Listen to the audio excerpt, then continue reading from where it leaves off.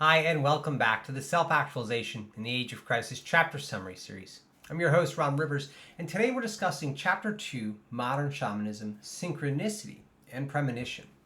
At its core, modern shamanism, in our pursuit of alignment with the single truth in the relational universe, is a process of reconnecting ourselves to what we have lost.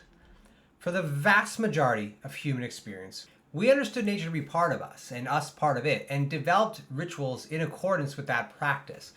Many of the most common rituals still rooted in our philosophies of meaning and value today, right? The religions of today are ancient rituals just kind of reshaped and redefined around the orbit of the planets around the sun.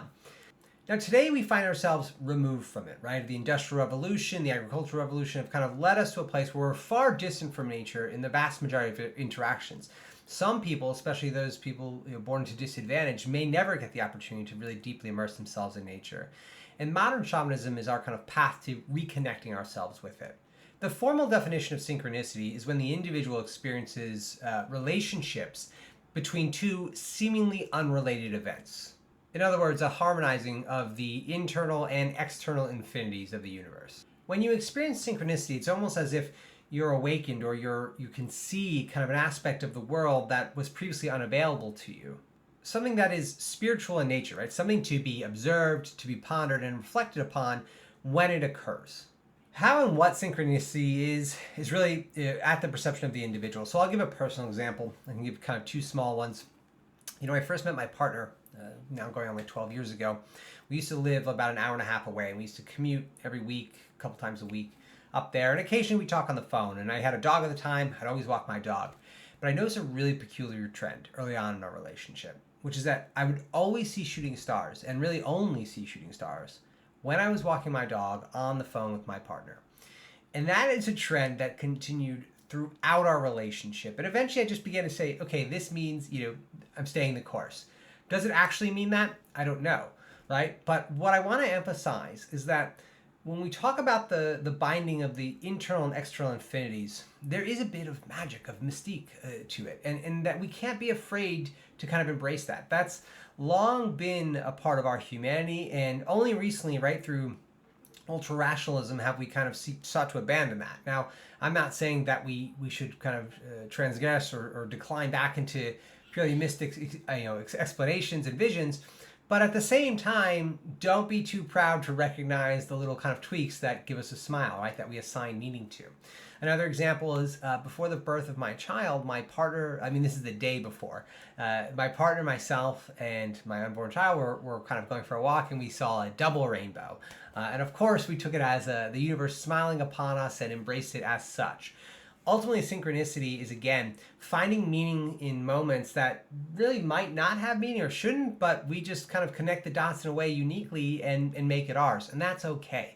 It gives life a kind of an aspect of magic that I think is really key to kind of transcending the crisis, right? This vision of hope and belief.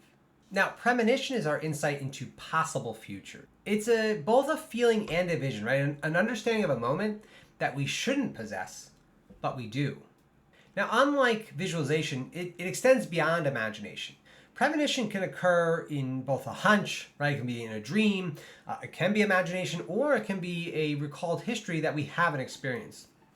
In the text, I dive into some of the experiences that I've had with premonition, which is really fascinating because I started to have them intensely as I was writing the text, which I thought was really fascinating, right? My exploration of the changing nature of time, the single truth in the relational universe, in many ways kind of opened up an aspect of myself and some happenings that were really, really, really weird. In my case, it was this kind of, I guess, split past, split future, I don't know how else to say it, a long history of memories that never occurred. It wasn't a dream. I didn't wake up one day.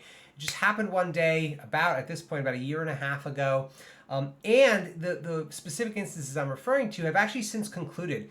And for a while, I kind of didn't believe it. I'm just like, I must be just imagining or dreaming this. I just might not be remembering it.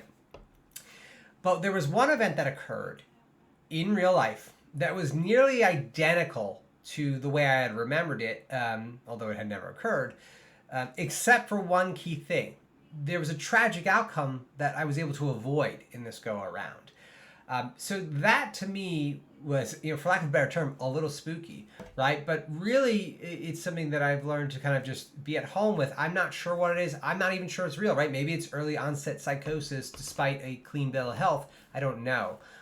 But the scientific community does have definitions, right? The psychological community does have definitions for synchronicity and premonition. They are real happenings and occurrences, and ultimately what you do with them is up to you.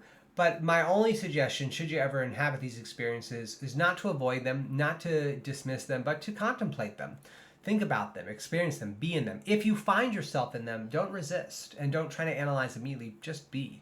Just be in that moment for the fullest effect. Now, I do want to emphasize, right, synchronicity in many ways kind of brings us farther away from the practical systemic implications of aligning ourselves with the single truth in the relational universe, which is at its core the purpose of this spiritual movement, right? The binding of our spirituality to a systemic process in order to overcome the crisis. In many ways, it's going to raise more questions than it's going to answer. But with that said, it may or may not be a part of your journey in kind of aligning and finding your inner divinity in the moment. Either way, we should embrace it for what it is, right? This harmonizing of the infinities that we can observe and experience in a unique way. It shouldn't define us, right? It shouldn't, I don't think we should become obsessed with it, but at the same time, we should recognize it, smile a bit, right? Enjoy it for the novelty that it is.